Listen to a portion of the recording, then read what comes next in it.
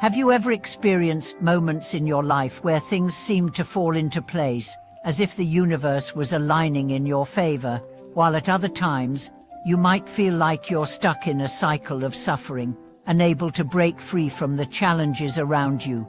Have you ever wondered why certain people seem to have all the success, while others seem to face one obstacle after another?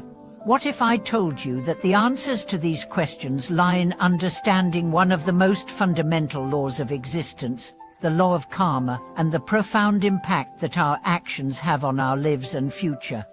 Welcome back to the channel, everyone. Today, we are going to dive deep into the Buddhist understanding of karma, the law of cause and effect, and how it shapes our lives, our experiences, and ultimately, our path toward true liberation. In Buddhist philosophy, karma is a central concept, but it's not simply a belief in fate or destiny. Instead, it is a powerful reminder that every action we take, whether in thought, word, or deed, creates an impact that ripples through our lives and the world around us. In this video, we will explore how the law of karma works, and how understanding it can bring profound insight into our actions and the consequences that arise from them. We will discuss how our thoughts and intentions shape our experiences, and how, by recognizing the power of karma, we can change the trajectory of our lives and achieve true liberation and freedom from suffering. Let's begin by looking at what karma actually means. The term karma comes from the Sanskrit word karman, which simply means action.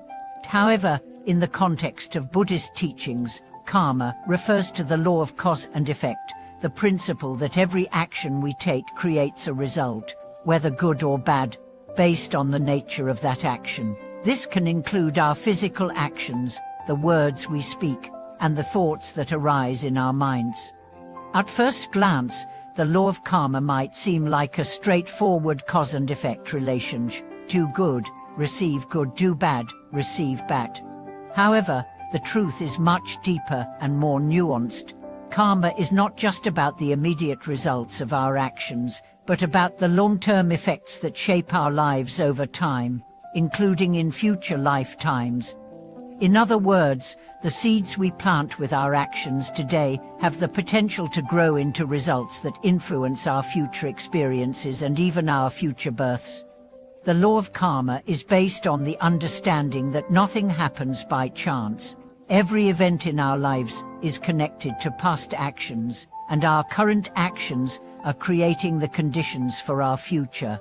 This is a powerful realization because it means that we are not at the mercy of external forces or random chance. We have the ability to shape our lives through our actions, our intentions, and the way we engage with the world around us.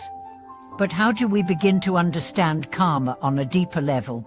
How do we see beyond the surface-level actions and outcomes to the true nature of cause and effect? One of the key teachings in Buddhism is that karma is not just about the external actions we take, but also about the internal intentions behind those actions. This is an important distinction.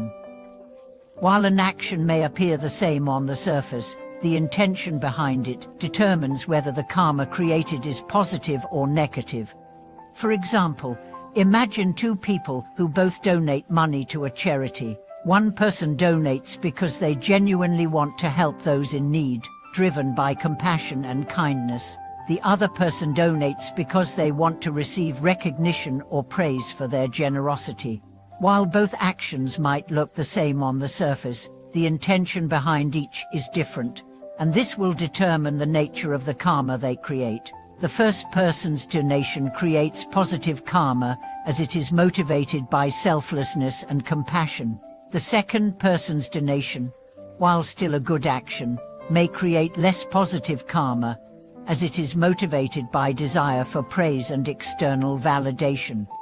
This brings us to the importance of cultivating good intentions. In Buddhism, it is taught that good karma rises from acting with pure intentions, guided by the qualities of wisdom, compassion, and mindfulness.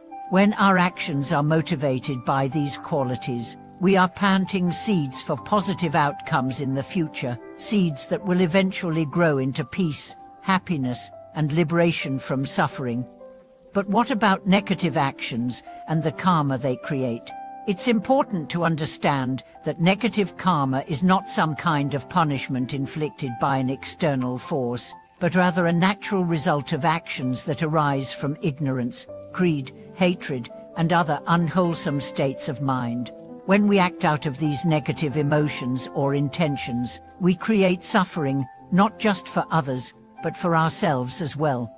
For example, if someone acts out of anger and harms another person, the immediate result might be conflict, resentment, and pain. But the long-term result is even more profound. The person who acted out of anger may begin to carry the negative effects of that anger in their own heart, developing a habit of reacting with hostility and defensiveness. Over time, this can lead to a life filled with dissatisfaction, separation, and suffering. This is why, in Buddhism, the cultivation of good karma is not just about doing good deeds or following moral rules. It is about transforming our minds and hearts. It is about developing wisdom, compassion, and mindfulness so that we can act from a place of clarity, understanding, and love, rather than ignorance and selfishness. Let's take a closer look at the different types of karma and how they manifest in our lives.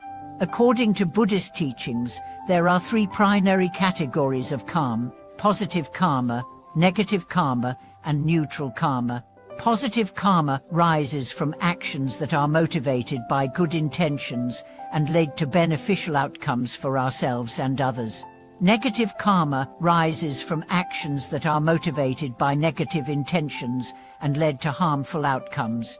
Neutral karma refers to actions that are neither particularly positive nor negative and don't create strong results. In addition to these categories, karma can also be divided into immediate karma, which has immediate consequences, and latent karma, which may not manifest until later in life or in future lifetimes. This distinction is important because it shows that while we may not always see the results of our actions immediately, they are still having an effect on our lives, shaping our future experiences and opportunities. So how can we use the law of karma to create positive change in our lives? The first step is to develop a deep understanding of the interconnectedness of all things. We must recognize that every action we take, every word we speak, and every thought we have is interconnected with the world around us. By cultivating awareness of this interconnectedness, we can begin to make more mindful and intentional choices. In the next part of this video, we will discuss how to actively cultivate positive karma in our lives. We will explore practical ways to develop the qualities of wisdom, compassion, and mindfulness, and how these qualities can transform our actions and create a life filled with peace and happiness. We will also look at how to purify negative karma through the practice of forgiveness, self-reflection, and compassionate action. Thank you for watching this video. I hope this exploration into the law of karma and its impact on our lives has given you valuable insights. The law of karma is not a distant or abstract concept. It is a powerful, practical tool that we can use every day to shape our lives and our future. If you have any thoughts or experiences related to karma, or if you have questions about how to apply these teachings in your life, we'd love to hear from you in the comments below. Don't forget to subscribe, like, and share this video with others who may benefit from these teachings. Your support means so much to us, and we look forward to sharing more wisdom with you in future videos.